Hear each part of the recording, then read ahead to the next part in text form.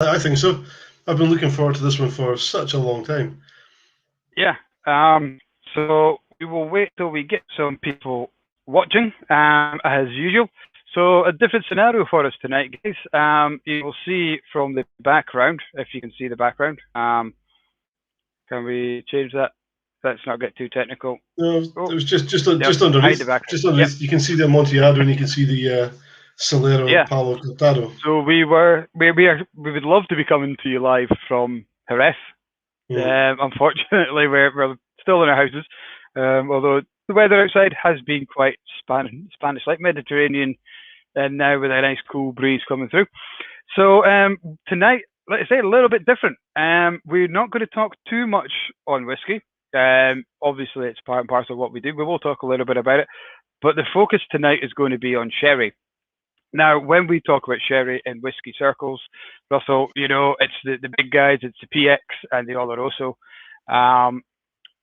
We met Annie through, so Annie's quite a low last year. She lives or hails from Oldmeldrum and has taught us so much about sherry, the world out there. And it's equally as diverse as whiskey, in my quite newbie opinion. And yet we're now seeing different casks, different sherry casks being used in whiskey making. So what we're going to chat to Annie about tonight is what makes sherry, what different sherries are out there. Why you guys out there, if you're looking at sherry whiskey, what should we expect from a Amontillado? What should we expect from a Palo Cortado? Just to randomly pick because those are the two casks underneath us. But we've got Fino, we've got Manzanilla, and so many different sherry casks coming out. Good evening, Duncan. Nice to see you. I hope you've got the glass poured. Let us know what you're drinking, guys. Is it whiskey? Have you opened up a sherry for tonight? Remember, some sherries have to be drank within a couple of days. So I've got a nice plate of antipasti. Antipasti. I've got antipasti. I've got olives. I've got cheese. Yeah. Full hog. The great thing about these, because Sherry's not only Annie's not only a sherry expert. She has cookery schools and she's a food expert as well. So we've got whole hog. Just you guys are opening up a sherry. You've got to go whole hog. Drink it within a week. There's no other way. So if you're opening it, you're fully committing to getting in the game. If it's whiskey, fair enough. You can take your time over it. It is Thursday night. Some of you might be driving in the morning. So without further ado, we're going to bring in Annie B. Annie Manson from Annie B's Spanish Kitchen. Hello, Annie. How are you? I'm really well, thank you. How are you? Very good, Annie. Yeah. Good. How's your day been? You've been enjoying the sun? I've been enjoying the sun. Yes, I have. I haven't been out sunbathing, but I've just been enjoying it. But now the fog is coming back. The sea har, a little bit. I love because I'm in Scotland just now, and I just love seeing all the changes of seasons, the snowdrops to the daffodils, now the bluebells. Yeah. So how long is that you've been? Obviously, stuck sounds like a sentence, doesn't it? But you've been staying in Scotland because you live in Spain, don't you? You live in, is it Andalucia you stay? Andalucia, the very south of Spain. The furthest south you can go in Spain. You can see Morocco from my roof terrace. Actually, from my bed, I can see Morocco on a clear day. Wow. Yeah. So the Strait of Gibraltar is so narrow at its narrowest point. Historically fascinating. Yeah. I've got a single cask from Tom and Towel here who use exclusively sherry casks from Andalucia, actually. All sherry casks come from Andalucia. All sherry casks? All sherry casks. Okay. The sherry is only from the DO of Jerez, like the Appellation Contrôlée of Champagne in France. Champagne can only come from there. Sherry can only come from the DO of Jerez in Andalucia. Anything outside that DO of Jerez can be sherry style, but it cannot legally be called sherry. There you go, guys. So is Andalucia there you go. the region of which Jerez is in? Yeah, Andalucia is the state. Gotcha. The region is Cadiz. So the DO of Jerez is in the region of Cadiz. My home is in the region of Cadiz. Cadiz, fantastic. I mean, Cadiz is where all the sherry trade with Britain started, the port of Cadiz, shipping sherry to the port of Bristol. Yeah, because that's right on the Atlantic coast, isn't it? Exactly, yeah. Which, if I remember right, you're going to test my knowledge. Is it the Fino de Manzanilla comes from there? That's solely from there. I'm going to say the Manzanilla. So the DO of Jerez is made up of 3 towns. Jerez being the principal one, what's the city? Yeah. San Luca de Barrameta and El Puerto de Santa Maria. Those 3 towns.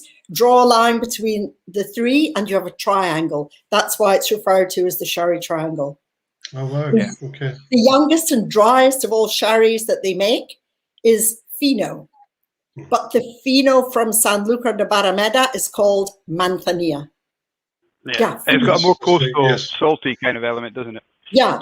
San Luca de Barrameta, the Manzanillas. I've got a Manzanilla in my cuppa just now. It's one of the few wines in the world, a Manzanilla, that you can describe as savory because of the salinity in it. Because all sherry is aged ground level and air is the most important element in the production of sherry. These barrels here are never filled to the brim. There's always 2 fistfuls of air sitting on top of the level of sherry in every, I would say, barrel. So the air impacts the flavor. So Manzanilla, salinity. Fino, yeah. So just about, as you can see in the background there, we've just popped up a floor on a glass end barrel where you can see. So me and Russell are the air, and Annie is the interesting part. Annie is the, yeah. And this layer of floor protects Fino and Manzanilla from the oxygen, which is why Fino Manzanilla is this beautiful pale color, not necessarily one you associate with sherry, apart from Croft, which is in a different style. We have Snoo Powell in, who is sipping a Tio Pepe Fino Arama right now. Snoo's one of my great sherry buddies. So brilliant.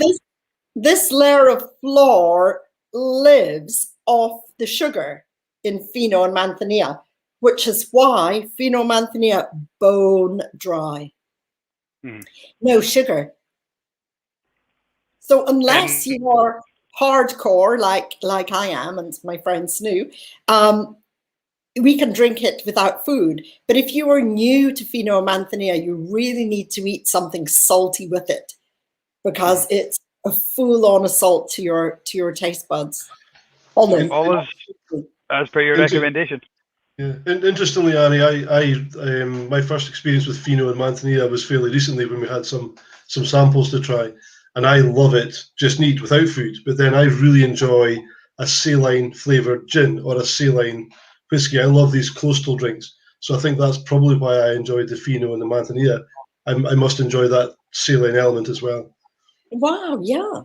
And that's why it's such a perfect accompaniment to seafood, to prawns, to salmon, to oysters, rather than traditional. I'm having mine straight from the fridge. Is that how you'd recommend? Oh, absolutely. Has to be chilled. Absolutely super chilled. Fino Manzanilla. It's like an Andalucia, which is such a hot part of the world. You take a little sip Fino Manzanilla and it just livens you up like Popeye and his spinach. I like that. Yeah. And tomatoes, we grow so many tomatoes in Andalucia, and Fino and Manzanilla with tomatoes, just fantastic. Tomato salad. I've also got the sun-dried tomatoes, but I've got my tomatoes here as well. I'm salivating at the thought of it. I wish I'd picked up a bottle yesterday, Mike. I know. Own goal there. I came home with a box of beer instead of a bottle of Fino. What a mistake. They drink so much beer in Andalucia as well. Cruz Campo is the main beer in Andalucia. And when we're doing big sherry tastings, we cleanse our palates with beer. Ah, right. Yeah, okay. Not wine, but beer. Beer to cleanse the palate. Yeah. It livens it up again. Remember that one. Yeah. Ready for your next. We're not quite that hardcore. We use like a coffee, an unsugared coffee, or maybe a bit of lemon or something. But beer sounds more fun. Beer is more fun. So where did it all start for you, Annie? Because for the guys watching, your family history is steeped in whiskey, notably the Glen Garioch, of which I will be having a dram of at the end. Delicious. So that's the Manson family. How many greats are there? Great grandfather? John was my great grandfather, and his brother Alexander. In fact, John was it was John that bought the family farm here from the Laird of Oldmeldrum. And I started drinking sherry with my Granny Manson when I was about 14 with Roca Cheese Krispies. I used to love going to church with her because I knew I'd get sherry and Roca Cheese Krispies. Of course, sherry was huge in Scotland at that time, wasn't it? It's only recently that it's tailed off. Yeah, the brothers, John and Alexander, they were the vintners in Oldmeldrum, and they received their sherry from Cadiz via Bristol in cask to Glen Garioch, and they would bottle it and sell it. It was all sweetened then. Okay. In those days, in fact, it breaks my heart actually that this letter that I can't lay my hands on anymore, that my father gave me, was a letter to John Manson telling him that the sherry would no longer be arriving in cask, but would be arriving in bottles. Mm-hmm. And that's where it all became very difficult for the whiskey industry with the supply of casks. Right. So when was that? Was that mid 70s? Wasn't it mid to late 70s? Was it? That?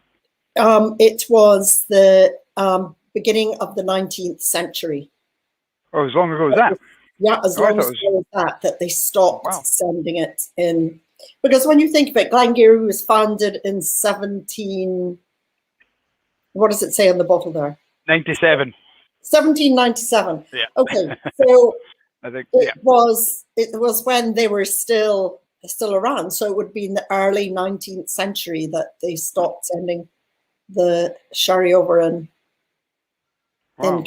I honestly didn't realize it was as long ago as that. I thought it was much sooner. Yeah. Well, I hope I'm right. But that letter was that letter to John Manson was definitely dated 18 something, early 18s.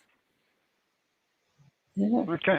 So wow. So big changes there. And so was it through the family? Well, no, because the family weren't involved with Glen Garioch in your youth, were they? No. Not for a long time. No. I just think it's probably in my blood or love of booze, really. And the history of sherry, I just find fascinating. They've been growing wine. They've been making wine, growing grapes and making wine, and the Dio of Jerez since the 8th century, when the Moors invaded Andalucia, when it was Al-Andalus then. And the Moors called Jerez Xerish, which is where the name sherry comes from. And it was pirate Sir Francis Drake who called it sherry. Because 1587, when he was plundering, because he was a pirate, he was plundering and stealing casks of sherry from the area, loading onto the British ships and taking back to the UK. And because he was an explorer and an adventurer, he was looking at the old Moorish maps.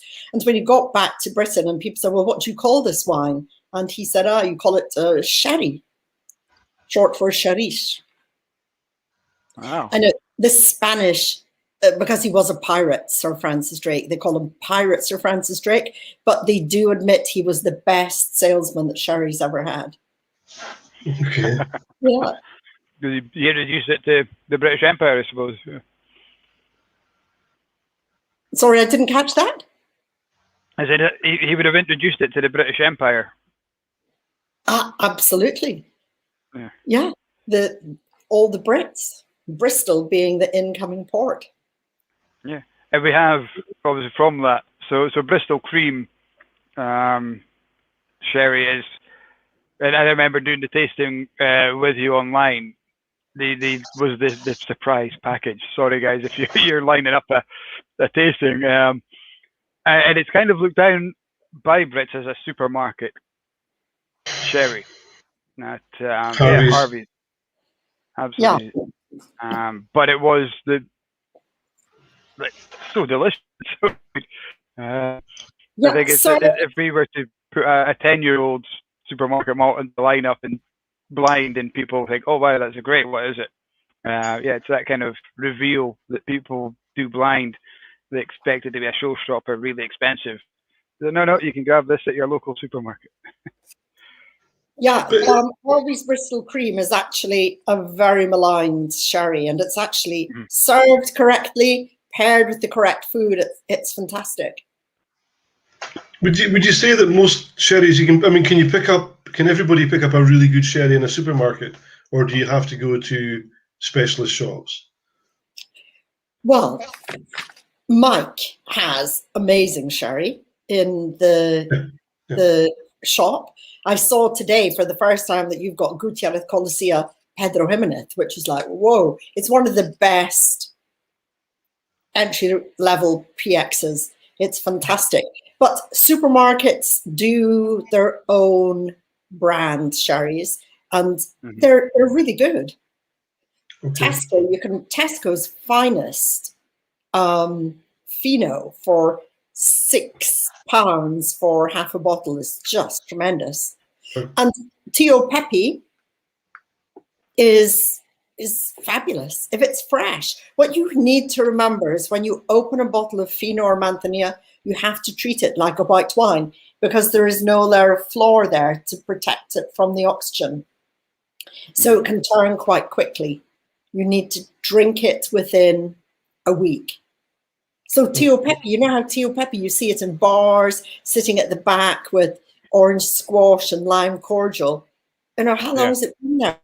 Been there, yeah. So for Fino Manzanilla, it has to be fresh. And yes, Tio Pepe you can get in most supermarkets. They make 2 million bottles of Tio Pepe a year. It's the best selling. Tio Pepe being the brand name, the style is Fino. Yeah. And the producer is Gonzalez Bias. So do you have different levels of Fino, or was Fino just a kind of almost a level playing field, and then the older the sherry becomes, it turns into a Palo Cortado, or is that how it works? The older a sherry becomes, the more intense it becomes. Fino and Manzanilla, because of this layer of floor needing fresh wine, with the sugar in the fresh wine to keep it alive, Fino Manzanilla is young. You will find Manzanillas that are a lot older than Finos, because the cool climate of the coastal San Luca De Barrameta for Manzanillas, the floor loves cool climates and grows thicker and lasts for longer. So you can get a Manzanilla that's up to 10 years old, a Manzanilla Pasada, which will not find Fino that old, because the climate in El Puerto and Jerez isn't conducive to that layer of floor really lasting a long time. So the older sherries are the oxidized cherries. Fino and Manzanilla are the only two sherries that are not oxidized because of this protective layer of floor. So the sherries that are oxidized, the Amontillado, the Palo Cortado, the Oloroso, the Cream, the Moscatel, the PX, you can get those, well, the oldest average age. Sherry can only be an average age because of it being aged in the System Solera and Criadera, where it drops down bit by bit by bit, because these barrels are never emptied. It's just blended one barrel into the next. Yeah. So all the oxidized cherries are a lot older. They can be, well, I have a 12-year-old Amontillado here, and that's a standard Amontillado, 12 years old. But you have two categories in the production of sherry: Voss and Vors. Very old sherry and very old rare sherry. Voss average 20 years and Vors average 30 years. And you take a sip of a Vors and it's like, whoa, you know? It's like drinking vintage wine. You take a sip and that just lasts for a long, long time. Whereas you drink quaffing wine, you're just knocking it back, looking for that hit that you get from older, more matured wine. So right. Yeah, the older sherries are all of the oxidized. Mm-hmm. And they're ones you could open and maybe have in the cupboard a little bit longer because they've had that interaction. Absolutely. All your oxidized sherries can be open for up to a year. So if you come home... There's a Fino Oloroso sherry bottle in my collection here. I can't remember the last time I tried it, so I might try that one as well. Wow. That's the Fernando de Castilla Oloroso. It is, yeah. He did a special bottling with Bruichladdich. Ah. But I think that you told me that, and that's what drew me to them. So, yeah. How much more expensive are these older sherries then compared to a young Fino or something like that? Well, so British price, Tio Pepe in the supermarkets about anything between 10 and 12 pounds. But a Vors, a very old rare sherry, a bottle of Amontillado from Bodegas Tradición, will cost you about 80, 90 pounds. Okay. It is that much older. And they're bottling much smaller amounts. Yeah. So they need to charge more. It's a rarity. Not excessive in terms of a comparative aged whiskey, for example. You know, it would be much more, so actually quite accessible for the age of the drink. Yeah, that's very true. Yeah, absolutely. Yeah, we have a couple of questions coming in, Annie. One from Vangelis. So how would you choose a quality sherry? What do you look for that differentiates an artisanal producer from a mass producer? But it's just actually the knowledge. It's knowing who the producers are. And even though Tio Pepe is mass produced 2 million bottles a year, it is still of exceptionally good quality because it's 4 years old. We just need to know the labels of the ones that are a lot younger, and you just don't buy them, and you don't see them in the UK. But if you're in the UK, well, this Voss and Vors, you will spend a lot of money in a bottle of Voss or Vors. And if your sherry does say the age of it on the bottle, then you'll probably spend a little bit more, like a 12-year-old Amontillado. Yeah, it's very hard to buy bad sherry in the UK if it's got a brand name on it. Okay. Not like a supermarket own label. They're not bad. They're really not bad. The Fino is perfectly drinkable. And you will also get in the UK medium sherry. You'll get medium Amontillado, which is not something really we get in Spain. And you will get medium Oloroso, which cream is Oloroso with 20% Pedro Jimenez. A medium Oloroso is with 5% Pedro Jimenez. It's the PX that is used to sweeten the Oloroso to produce the cream sherry. So, yeah, you just need to look out for brands. Like Mike has Lastau. Lastau is a great brand. And the sherry that they will put under their own label in your shop will be probably a bit better than I don't know, because I haven't done a side-by-side tasting, than the sherry they're bottling for Tesco. Okay, yeah. Or Waitrose. I know Lastau do all Waitrose's own label sherries. Yeah, I think we have similar with our, there'll be whiskies and gins who will do an Aldi special or something like that, but it'll be a lesser ABV in a smaller bottle perhaps, or there'll be something different about it to bring down the price point, yeah.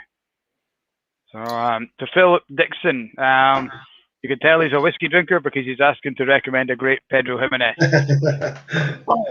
Well, I have to say the one that Mike has in his shop, and I'm not just saying that, Mike, you saw how excited I was when I saw you. Well, you've got Gutierrez Colosia PX. It's phenomenal because a lot of PXs for me are just like cloyingly sweet unless they're aged well and really cared for. And the Gutierrez Colosia family, it's the dad that and he's training his lovely daughter Carmen to take care of the sherries. His PX is exceptional. So Philip, I do urge you to try that and chill it, just to cut the sweetness a bit. Chill it. Don't put ice in it, but chill it. And if you love blue cheese and PX, fantastic. Ice cream, chocolate PX. Douglas just asked me to pop a link up for it. I'm looking and I've realised that this might be a reason why we have so many still on the shelf. It's because I can't find it online. Oh no! Duncan, I will get that by the end of the night. We will get it online so you can have a look. So PX is a comes great. in about £20. I think we found out today. It's about £19. Yeah, 19 something. So drink the Gutierrez Colosia PX, but the Tesco Finest PX, use that for covering a jar full of raisins and PX. Wow. Fantastic kitchen ingredient to sprinkle over your ice cream for an instant dessert. Sprinkle over your porridge to put hairs in your chest. Yes, I like that. Brilliant. And we had a quick chat in the shop, and this is, you mentioned something I would never, apart from maybe a cocktail, I would never think of doing with a sherry. Would be to use a mixer. You mentioned tonic or a lemonade or something like that, and that's obviously quite popular in Spain. Then yeah, absolutely. At Feria. Never thought of that. So you've inspired me to go out and buy a bottle of Sicilian lemonade, which I'm going to have with my Fino. That'll be interesting because that's very lemony. In Spain, we use something called casera, which is like a 7-Up Sprite. Okay, yeah. And we put a lemon slice in it, maybe a mint sprig. It's called you did tell me that one in the shop. I don't have lemon in it. I don't tell you all my secrets. I won't need lemon. I've got lemon in the lemonade. It might kill the flavor of the Fino if there's a lot of lemon in the lemonade. Yeah, it's just like juice. I might need some more sherry in there. Absolutely. That solves all problems. The 7-Up will let the sherry shine through. Actually, Mike, one thing I should explain, on the back of your bottle there, if you can show it to everyone, there's the stamp of the DO of Jerez. Yeah, do you see that there? Okay, yeah. That is the stamp of a genuine sherry from the DO Jerez. It may say, if it's a Manzanilla, it may say Manzanilla on the back of it. Yeah. We've got that on the other one as well. That's what you're looking for when you buy sherry. So they have these symbols. So this one, they've got these symbols which look a little bit like the symbols on the bottles that you send out for your tasting events. What does that signify? Which symbol? Oh, you mean in the? The symbol in the middle of that is an artistic take on a sherry glass, a professional sherry glass, which is called a copita. Yeah. Huh. Yeah. Something similar to that. It's almost like a whiskey tasting glass. Can you hold up again, Mike? The glass. Can you hold up again? No, the graphic. The graphic. Oh yeah. Okay. It's a take. Yeah.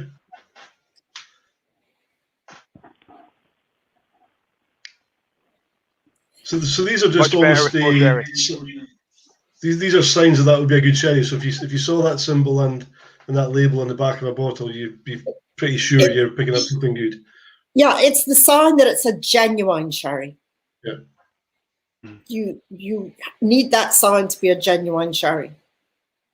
And I think it's all about that kind of thing. It's about having confidence. I mean, you speak about sherry. Once upon a time was regularly a drink in this country, and then it's gone completely out of fashion. I guess for a lot of younger people as well, sherry is not something that people would consider to drink. But I think it's just that kind of confidence thing of knowing what you're actually drinking. I think if people could try a Fino or a Manzanilla and recognise it's completely different from the, as you say, cloyingly thick, sweet sherries that you think about in your head, it's just about that kind of education, isn't it? Yeah, you're absolutely right. And once you get into sherry and discover, wow, this is just such an amazingly food-friendly wine, you have such fun pairing it with different, like haggis and oloroso. Amazing. Absolutely amazing.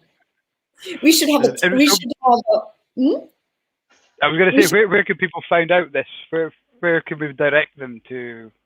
I think we can go down to Annie's for dinner, but hopefully that. A place for dinner. I don't have much haggis in Spain, though. But we should have a taste off one night, sometime when I'm back in Scotland, of doing whiskey and haggis and oloroso with haggis. Yeah, I'm up for that. Absolutely. Yeah. I bet the whiskeys that have been aged in an oloroso cask are amazing with haggis. Yeah, so we often do food and whiskey pairings, and a good what we call a sherry bomb. It was really nice with red meat, kind of rich meat steaks and things like that, with a rich gravy. So yeah, Indian hash would go down very, very well as well. We've got a couple of this brand loves a calf. Is that a brand of sherry? No. KAS? No? Lemon Cass. It's the Spanish version of lemon Fanta. Okay. Yeah. There we go. There's my naivety on Spanish fruit coming through there. Well, we can soon change that when you get to Spain.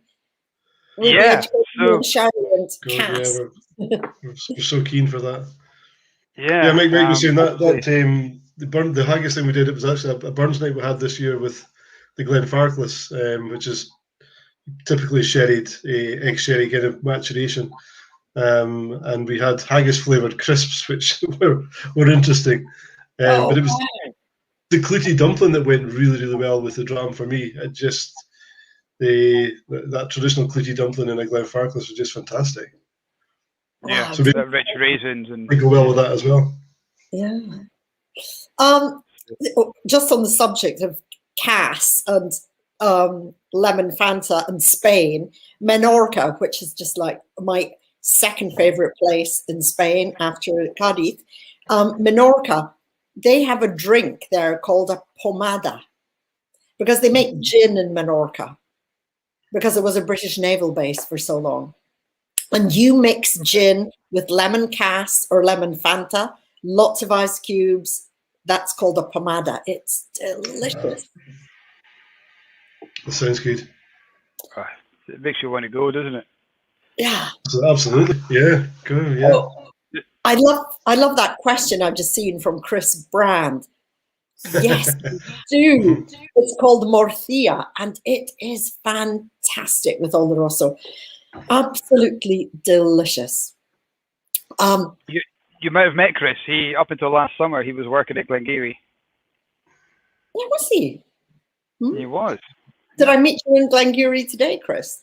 Was he there today? I met someone today. No, up until he left last summer. Okay. But yeah, Morthia is Spanish black pudding and just fabulous with Oloroso. It's a little bit of roasted red pepper on top of it. Just delicious. Is it similar to our black pudding, or is there a variation? Or well, we have two types. We have the Morcilla de Burgos, which is from the north of Spain, and they mix rice through the blood, and you need to slice it and pan fry it, and the rice goes crispy, and it's just amazing.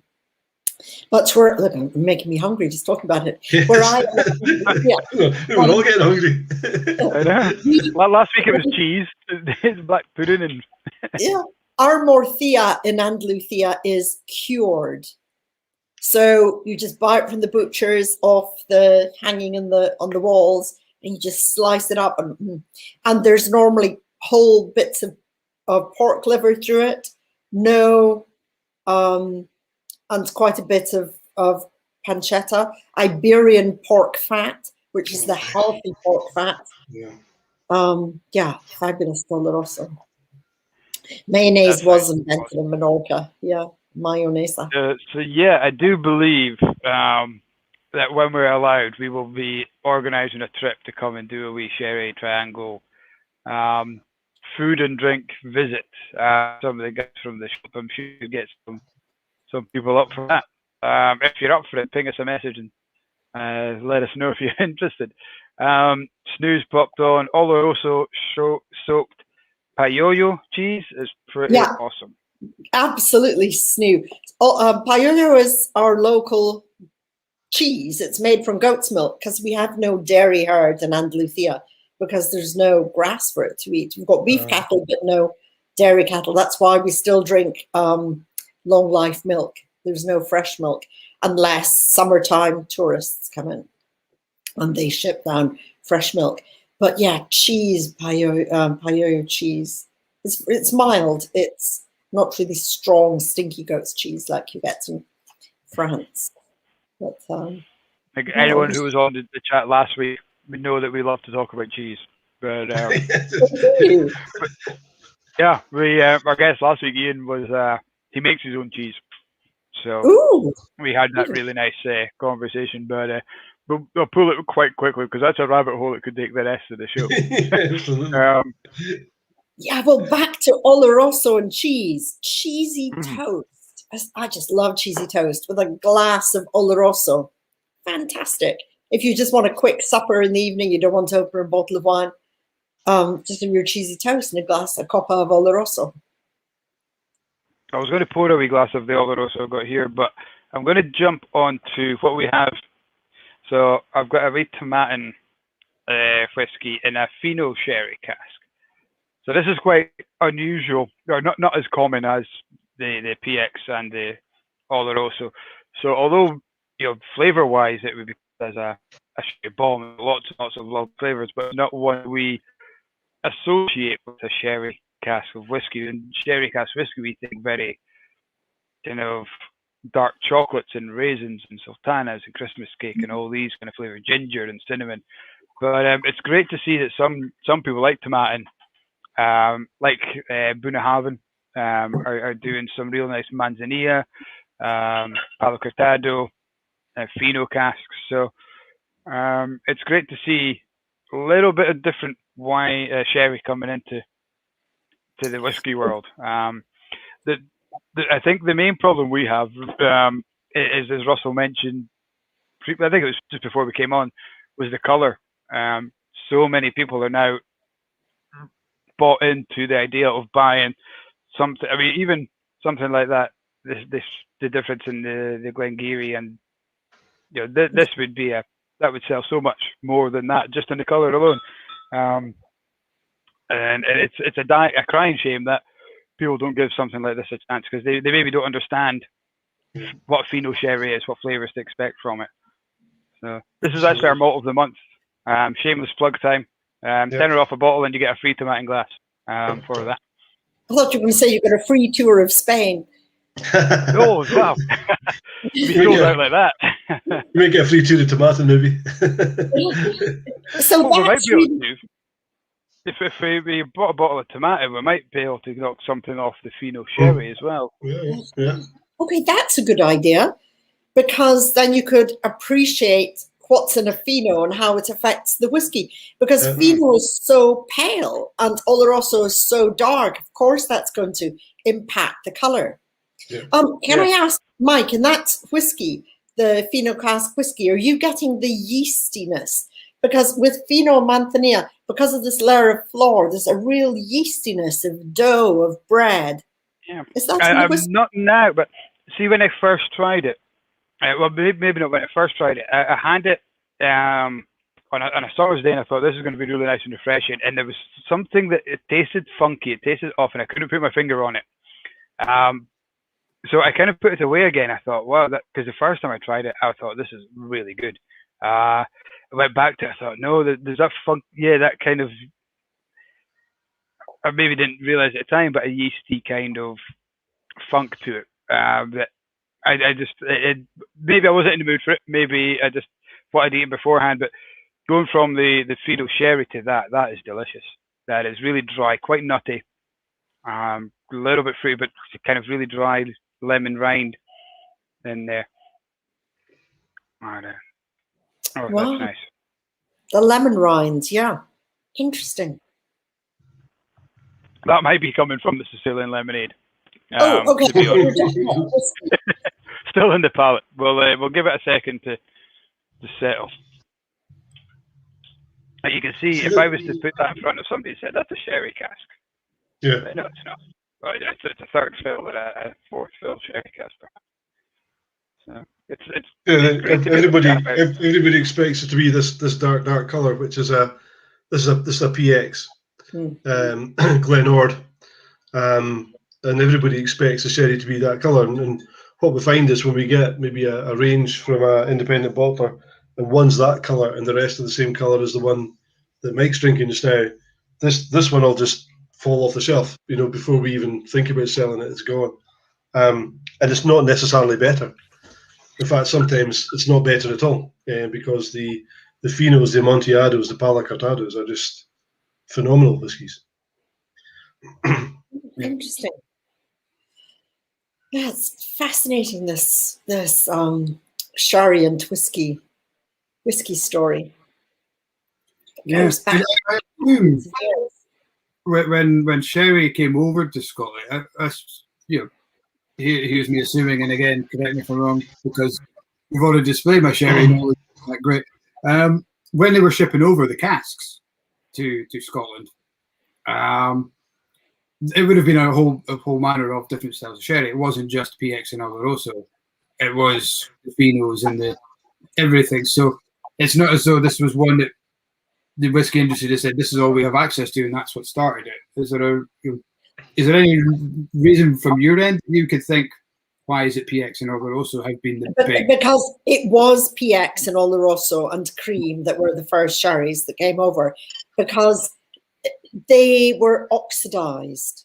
You can leave them sitting in cask, whereas Fino and Manzanilla have to always be moving, mixing with other sherries, getting younger sherry with fresh.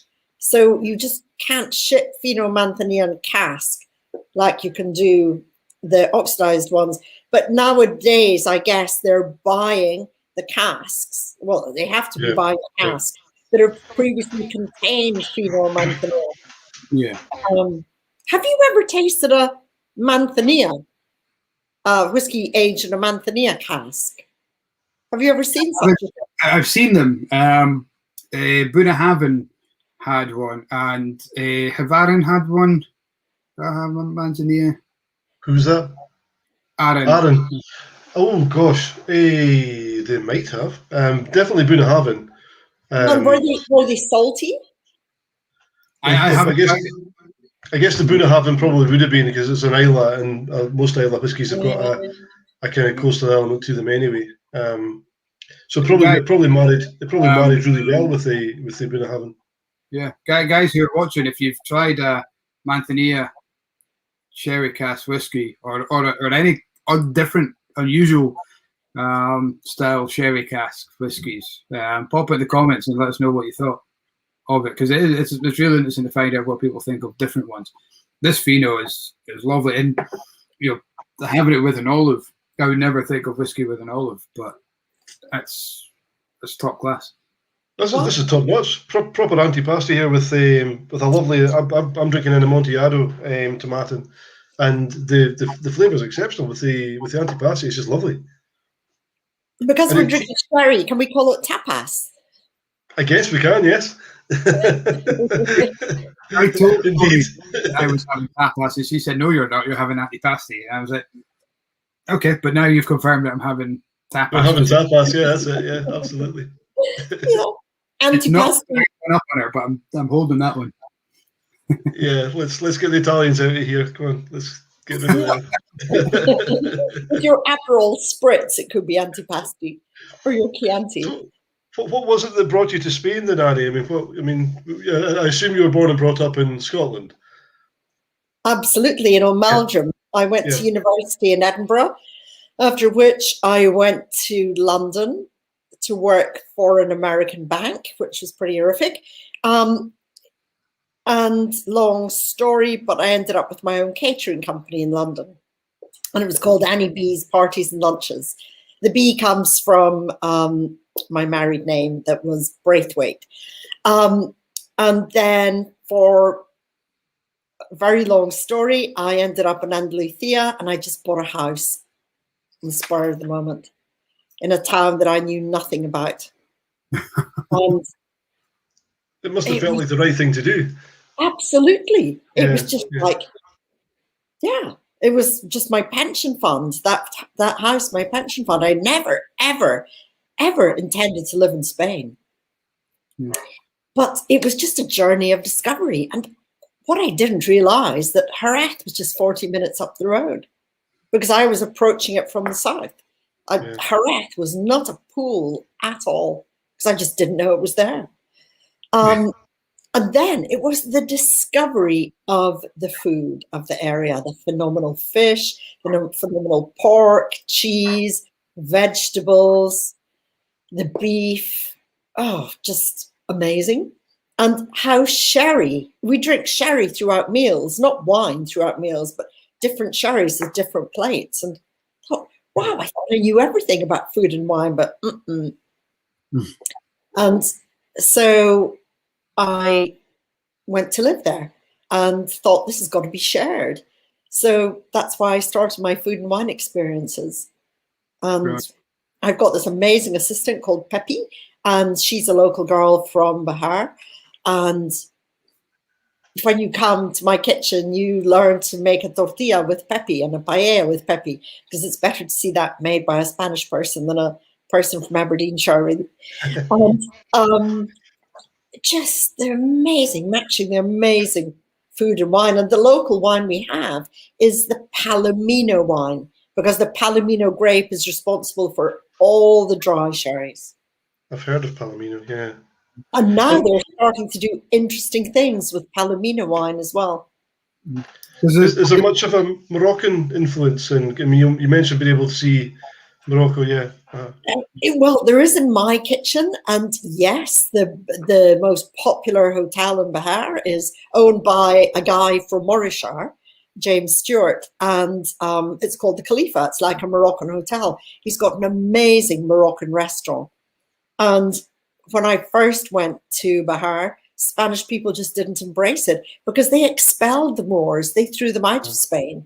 Why would they eat their food? They banished their food, their music, their religion. So it's creeping back in, And I take people over to Morocco just for lunch. It's so easy to do on the ferry, but it's not running. But it's such a cool thing to do. And absolutely. Now Morocco. We're just going to a different continent for lunch. Yeah. That's amazing. What's even cooler is you can fly into Gibraltar from Edinburgh on EasyJet, have breakfast in Gibraltar, lunch in Spain, and supper in Morocco. Wow. Just amazing. Yeah. Such a unique little part of the world. Yeah, different continent. Yeah. Oh, we're definitely going to have to get this trip sorted. Absolutely. Yeah. Yeah. So we have actually got Annie put together an itinerary for us. So we'll have a look at that and see if it's something. Perhaps next summer. This summer, obviously, I think will be a bit too soon. But next summer. Yeah. Next summer, I wouldn't aim for, definitely not August, July. August is mobbed. July is seriously hot. Yeah. So, but it doesn't even need to be a summer thing. We have amazing weather in November. Yeah, I think we did speak about that as well. You mentioned that the last time, avoid the tourist season. So yeah, maybe end of October, November. Yeah, when it's more a local sort of thing. Yeah. My Spanish geography was all about football. I'm a huge football fan. Well, Mike is as well. Okay. But Mike's too young to remember the 1982 World Cup, which was in Spain. And of course, Scotland famously played Brazil in Seville. And I just remember it looking so hot. Just even watching the game, you could almost feel the heat emanating from the television. So the south of Spain in the summer just sounds like overwhelmingly hot. Yeah, you absolutely wouldn't want to come then. You could probably physically see Gordon Strachan shrinking in the heat. Was he from Inverurie? What was the night David Daly? Yeah. Gordon Strachan, no. Hey, Gordon Strachan, he's from Edinburgh. Mm-hmm. He was from Edinburgh, Gordon Strachan. We had Barry Robson. He was ginger as well, another redhead. That's right. Yeah. He would have wilted in the heat, I'm sure, but he actually scored against Barcelona for Celtic. He scored quite a bit. Barry Robson, yeah, he did. That's right. Yeah. So. Yeah, they're mad on football in Spain. On the television, you will see football or bullfights. Football or bullfights. The bullfights are still alive and kicking as well. Absolutely. Yeah, it's an art form. It's their heritage. Yeah. Yeah. The difference between the Scots being mad at football and the Spanish being mad for football is they're actually good at it. That's right. We probably get mad at football rather than be mad for it. Do they do bull running anywhere close to Andalucia? Well, the most famous place for bull running is Pamplona. Pamplona, that's right. Yeah. But Easter Sunday in my town, Bejar, spelt Vejer for anyone that wants to look it up on the map. In Spanish, V's are pronounced with B's. Okay. So Bejar, J's are Jotas. But if you're looking for it on a map, it's Vejer. Easter Sunday, we have bulls running through the streets. Wow. They have got pom-poms on their horns. So they can't gore you, but they can toss you and smash you to bits. And people have died, but they keep on running. It's a tradition. And yeah, it's quite something. And then the bulls are slaughtered at the end of the run. And 10 days later, we eat it as you at the start of our farrier, you get a plate of bull stew. Yeah, oxtail, rabo de toro is such popular celebration of the bull. Yeah. The life of the bull. So is the run, is that kind of just their last hurrah, the kind of celebration for them? Well, it's Easter. When I first went to Spain and said to my Spanish friends, how do you say Happy Easter in Spanish? They said, you don't. It wasn't happy. Because we think of it as being bunnies and chocolate and happiness. In Spain, it's the saddest time of the year. Whereas this Sunday is the celebration because Christ arose. And that's why they have the bulls. It's their big thing. It's the best thing we can do is have bulls running through the streets to celebrate the. That's really interesting. Yeah. Amazing, isn't it? Yeah. Absolutely. We have Phil Dixon has popped on. I think tomatin is the flavour of the evening when it comes to. Seems to be, yes. He really enjoyed that. Is it Amontillado you've got? It is, yes. It's just the 46% 12-year-old. Yeah. So he had a cask strength tomato finishing the Amontillado. Yeah. Oh. This is delicious. I mean, it's there's a sort of almost like a kind of not pickled walnut, but sherry walnut. Yeah, it's got that kind of lovely nutty element to it. Walnut. Roasted walnut. Yeah. Just fantastic. With Amontillado, one of the typical flavors that we associate with Amontillado is actually hazelnuts. Mm-hmm. Hazelnuts, walnuts, more so with Oloroso, the toasted walnut. Hazelnuts, it's not a nut that's quite so common in the UK to eat. No.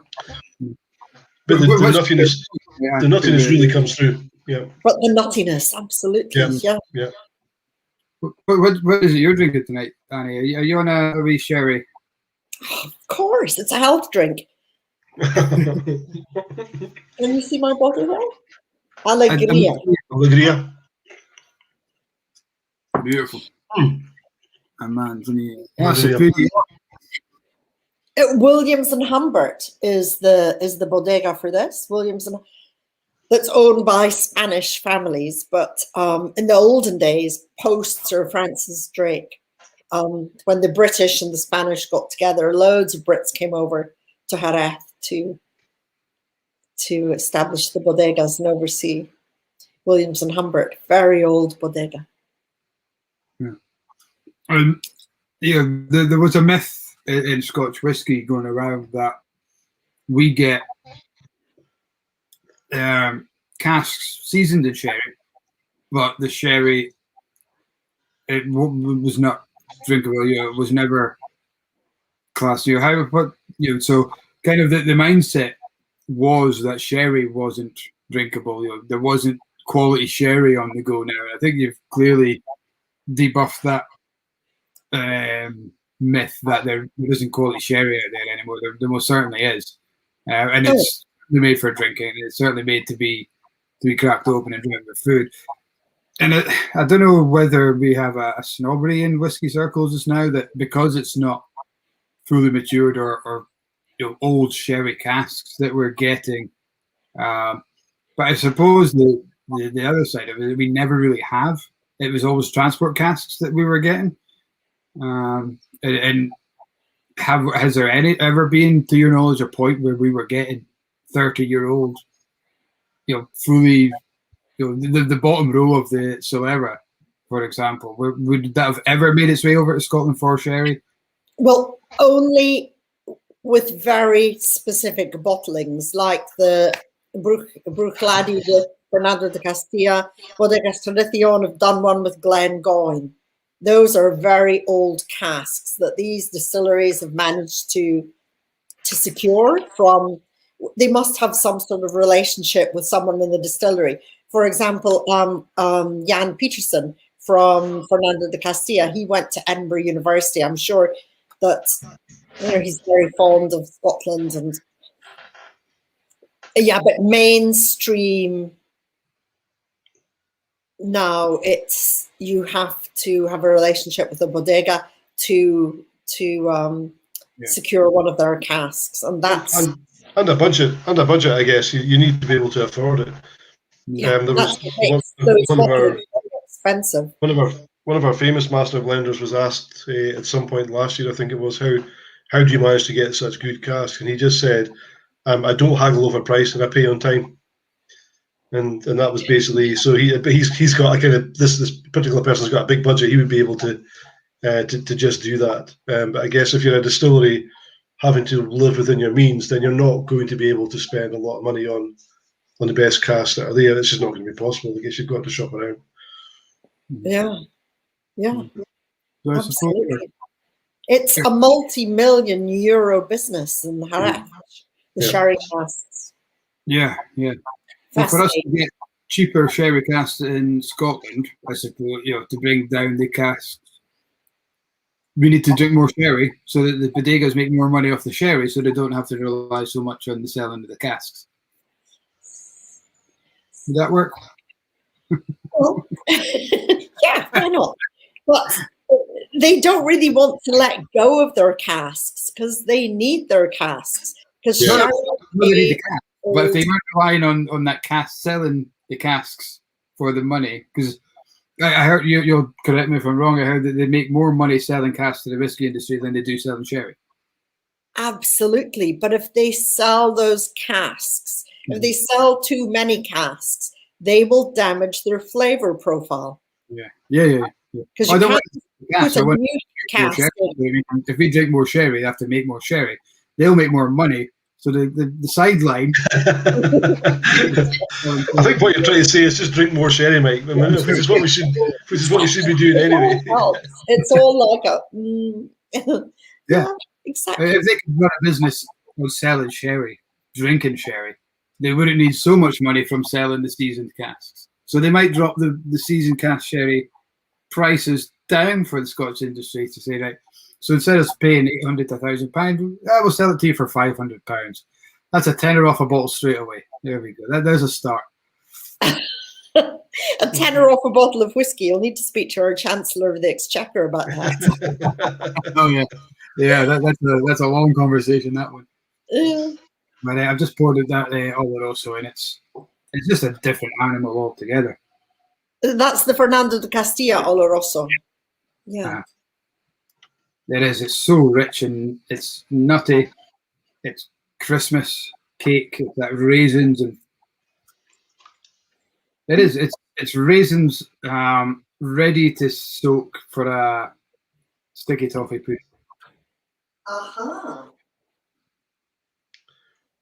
I was just thinking about Annie's idea of pouring some PX or Oloroso into my porridge.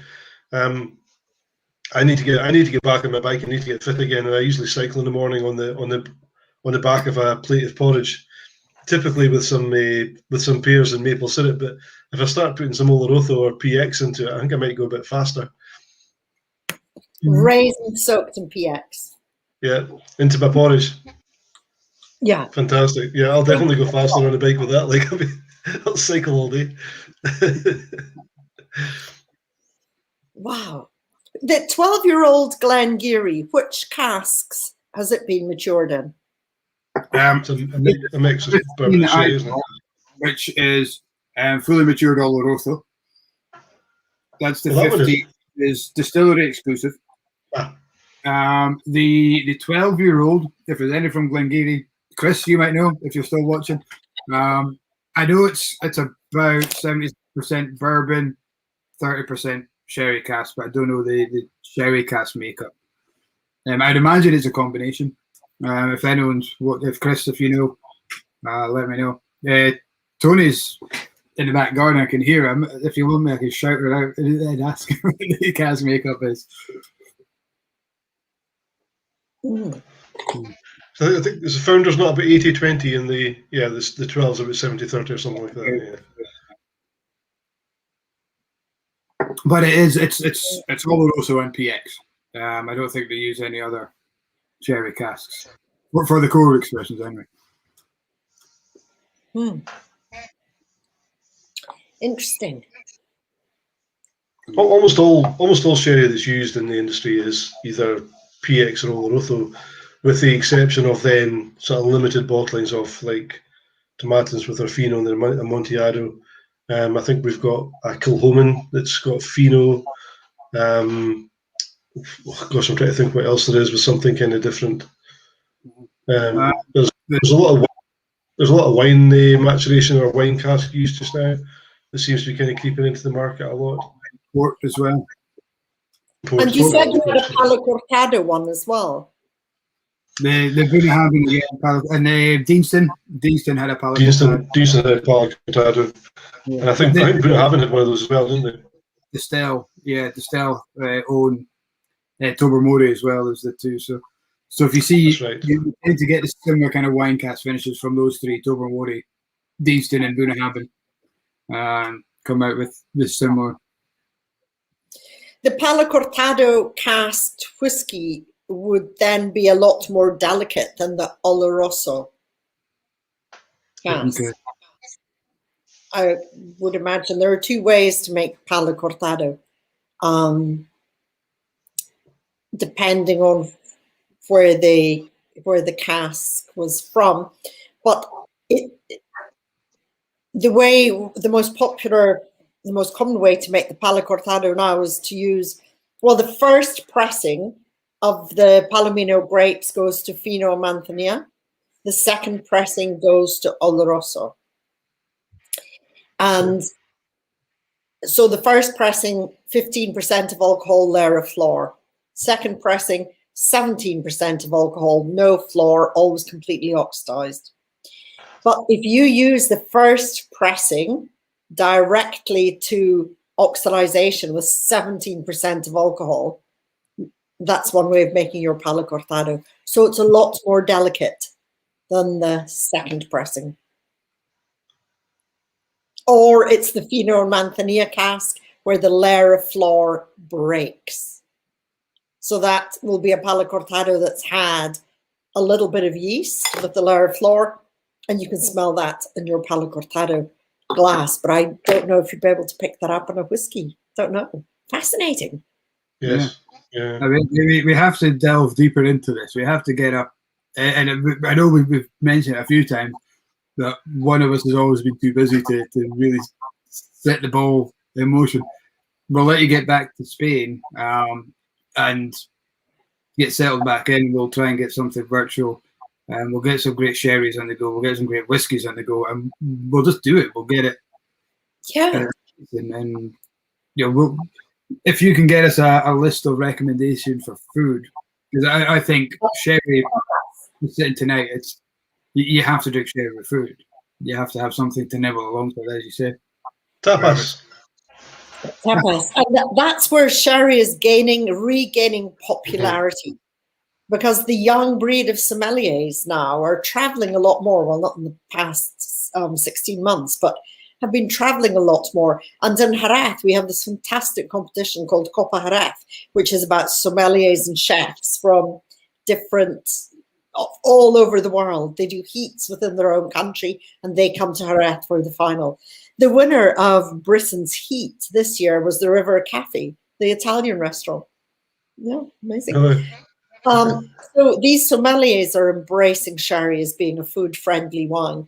And bartenders as well. If you go to a cocktail bar, you will find far more cocktails with sherry as one of the ingredients, because the young wave of bartenders go like, wow, these umami qualities that sherry brings to a cocktail. It's just amazing.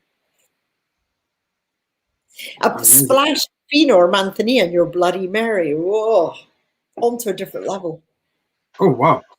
Right. I've made some pea puree for supper tonight, and I put a splash of Manzanilla in it. Oh, just pea puree with mint and broccoli in it. Manzanilla just lifts it up there. Amazing. So Bloody Mary was enough of a wake-up call. We throw some sherry into it. And absolutely. Yeah. Breakfast getting much more appealing. Waking up in the morning. Oloroso with bacon, amazing. But anyone that's having roast chicken this weekend, or roast beef, or roast pork, or roast lamb, with your chicken, a splash of Amontillado in the gravy and just bubble it down. Right. We say if it flies, you pair it with Amontillado. So that's chicken, turkey, pheasant, game. Yeah. Okay. If it runs, pork, beef, lamb, haggis, Oloroso. So a splash of Oloroso. Deglaze that pan with some Oloroso, but bubble it. You've got to bubble it to get rid of the alcohol. Yeah. And it's just a different level. I love that. If it flies, Amontillado. If it runs, Oloroso. And if it swims, Fino Manzanilla. Okay, yeah. So your fish, your fowl, your things that run, your animals. Brilliant. Hey guys, there's sherry and food lesson in 1 hour. That's been. I know. And whiskey too.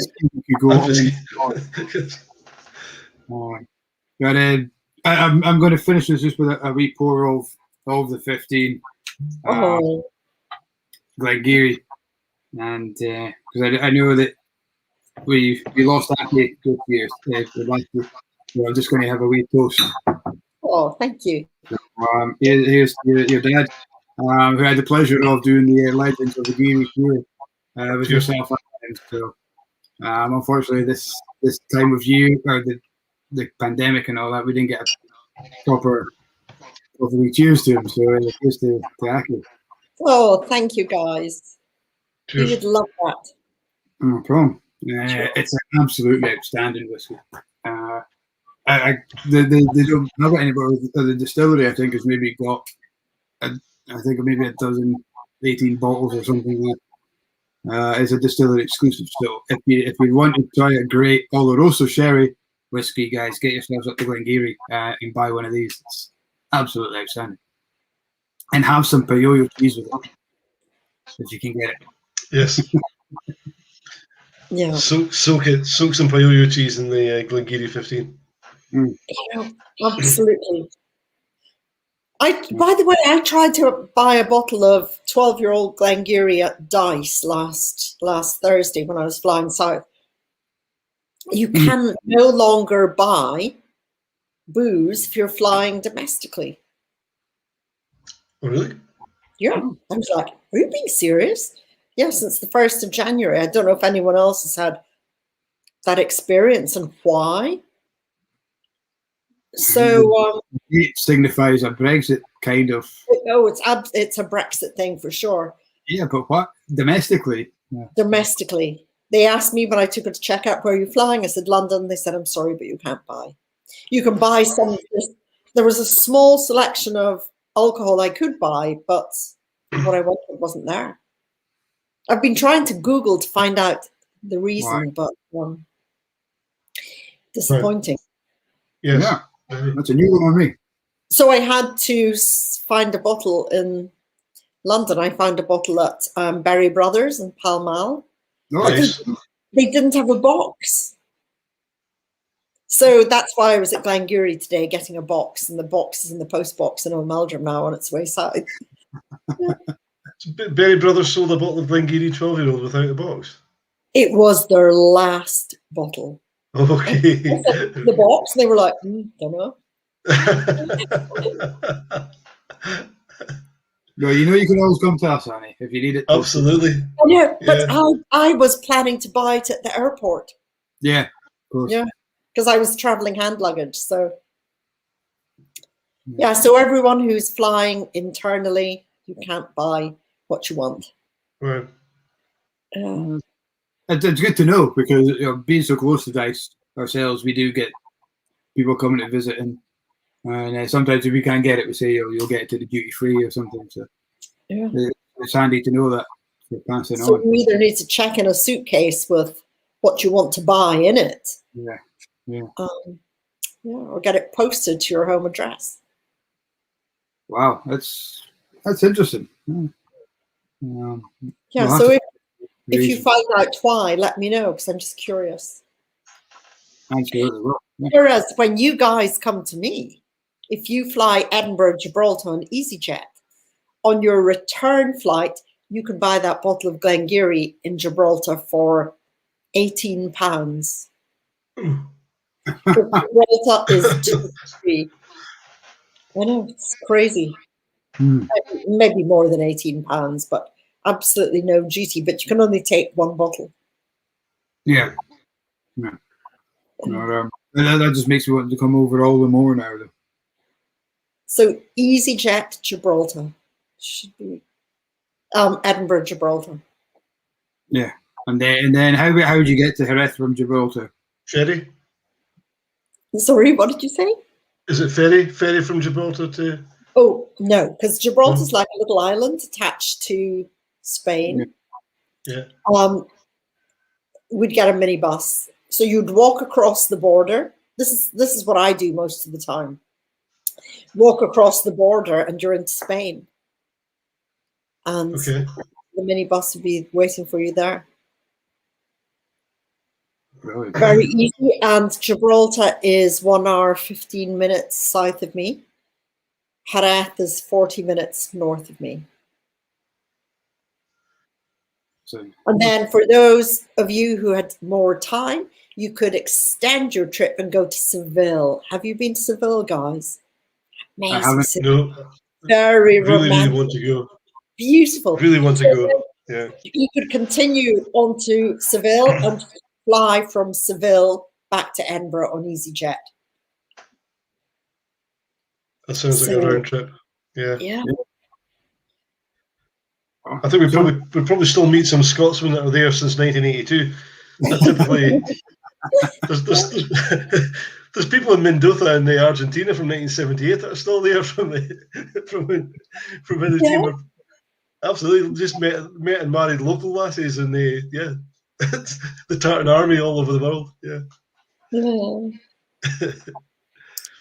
So well, Annie, I mean, we could go the full lesson, but I would rather use this time just to say, guys, check out Annie B online. You've been doing sherry tastings virtually right through the pandemic, and it's since November. They've been so popular. I know we've been trying to get something organised for the staff, but it's just finding time for you to present to us has been very, very hard. So, is that something you will continue to do when you get back to Spain? Will you be able to? I will continue to do it if people can provide their own sherry in the UK, because shipping sherry from Spain to the UK on the small sort of level I'd be doing it would just be very, very tricky. But I'm going to start. I'll be back definitely in the winter, and I'm going to start them again as Christmas presents for people. And absolutely. Fantastic. Yeah. Well, maybe we can help you out with the distribution. I don't know. Maybe that's a conversation we could have. Ooh, yes, absolutely.